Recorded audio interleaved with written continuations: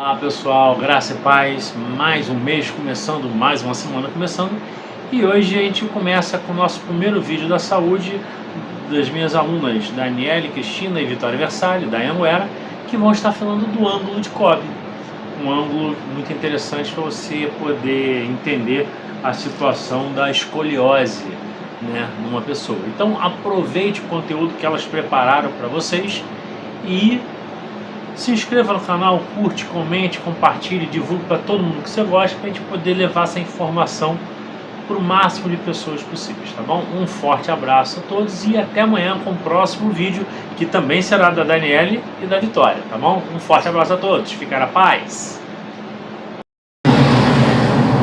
Olá, nós somos as alunas Daniele, Cristina e Vitória Versalhes, realizando um trabalho proposto pelo professor Décio Moraes Júnior, professor de fisioterapia na Faculdade Anhanguera. O nosso trabalho tem como tema o ângulo de Kolbe.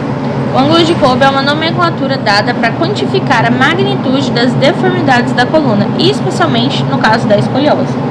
Inicialmente, o ângulo de Kolbe ele foi desenvolvido para a gente poder fazer a medição no plano frontal. Após algum tempo, os aprimoramentos que foram feitos nesse quesito, ele agora também consegue fazer a medição no plano sagital. A gente precisa também entender que a coluna vertebral, quando observada de frente, ela tem um alinhamento retilíneo, sendo que ele pode ser até de 10 graus de curvatura, sendo tolerados dentro de um limite de normalidade. Então, até 10 graus a gente não considera como patologia. Caso essa curvatura se exceda esse limite, o diagnóstico de escoliose será feito e o ângulo será medido usando o ângulo de Kolbe. A escoliose ela é uma deformidade tridimensional e o ângulo de Kolbe ele é feito de maneira bidimensional. Então, ele não vai avaliar outros aspectos como, por exemplo, rotação de vértebras, proeminências causadas pelas costelas, diferença de altura dos ombros e etc. Mas esse quesito aqui, a gente vai lidar com ele um pouco mais na frente, entender o que o Instituto de Escoliose fala sobre o ângulo de Kolbe sendo utilizado no tratamento dessa patologia. Também é importante ressaltar que o ângulo de Kolbe ele pode mudar de acordo com a postura e a forma que é realizado esse exame. Agora a gente vai entender um pouquinho como é feita a medição do ângulo de Kolbe.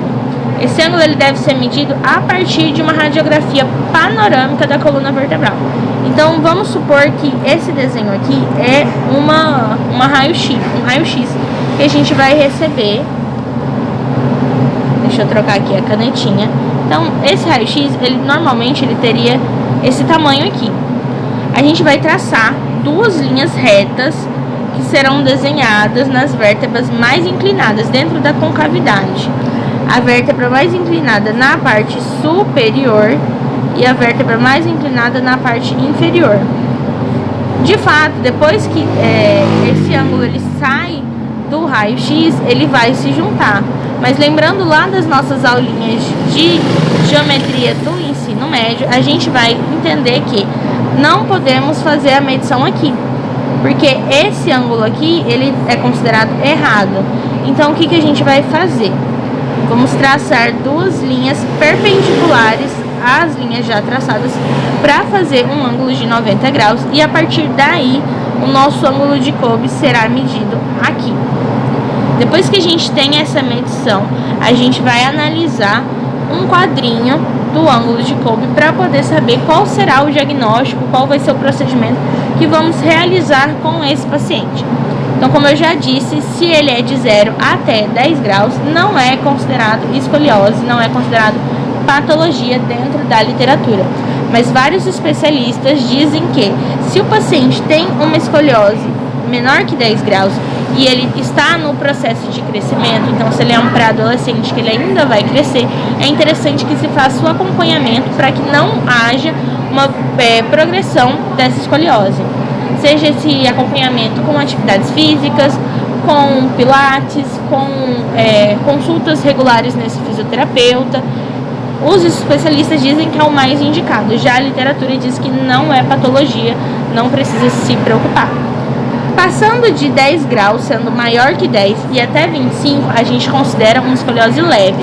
Essa escoliose leve, ela vai ser tratada com a fisioterapia normal, convencional, que a gente já está acostumado, ou com atividades físicas. Isso vai ser acordado entre o fisioterapeuta e o paciente. Vamos analisar qual que é a situação mais adequada para tratar esse paciente. No caso da escoliose, que ela vai de acima de 25 até 45 graus, ela é uma escoliose moderada. Então essa escoliose precisa de fisioterapia e também ela precisa do uso de colete. Já a escoliose maior que 45 graus, ela é considerada grave e pode ser que o paciente precise realizar a cirurgia.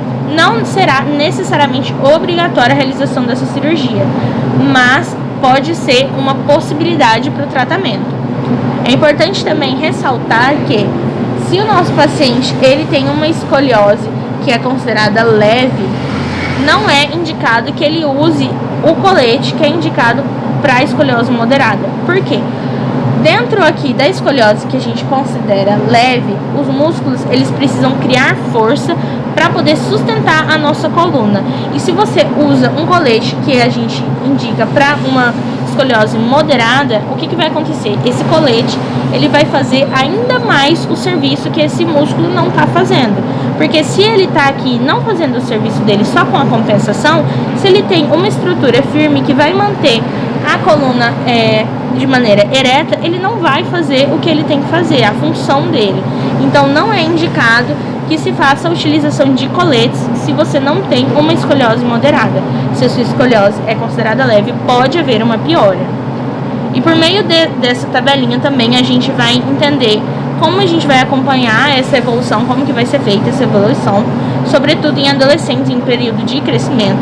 Também vai avaliar a flexibilidade da curva através dos exames de inclinação ou tração e avaliar a correção da escoliose após o uso de coletes e após a cirurgia.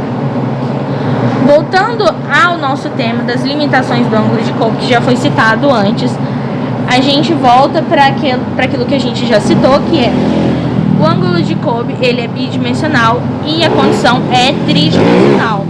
Então, o que a gente vai fazer com isso? O Instituto de Escoliose, como centro de excelência no tratamento e referência internacional, defende que o exame clínico composto deve ser composto de outras medições e deve ser implementado alterações de 3 dimensões nos espaços para a gente poder verificar essa escoliose.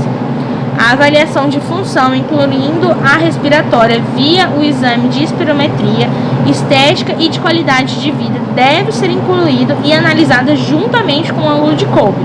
Somente de posse de todos esses resultados é possível se ter uma avaliação real e evolução do tratamento. Então a gente pode sim usar o ângulo de Kolbe, mas a gente precisa utilizar outros métodos de medição para conseguir ter um diagnóstico concreto.